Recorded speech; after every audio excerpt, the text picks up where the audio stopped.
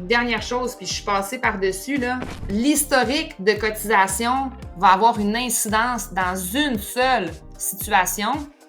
Puis, pas besoin de vous en rappeler, on l'a écrit ici. Est-ce que ça fait depuis 40 ans ou plus que vous contribuez dans le régime?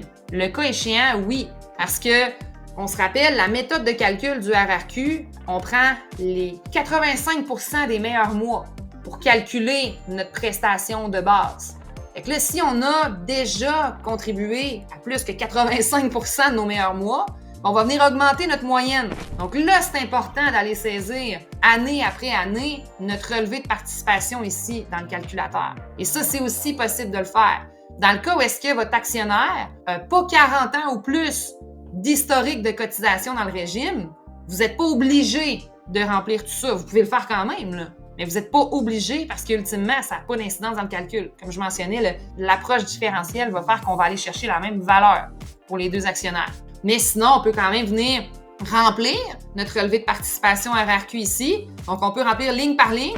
On a aussi une petite façon accélérée de le faire. Donc, on clique sur le petit crayon, puis on peut venir remplir en pourcentage du MGA. Donc, si on veut le remplir plus rapidement, on viendrait mettre, par exemple, 80% ici. Puis, chacune des lignes viendrait se remplir à 80% du MGA.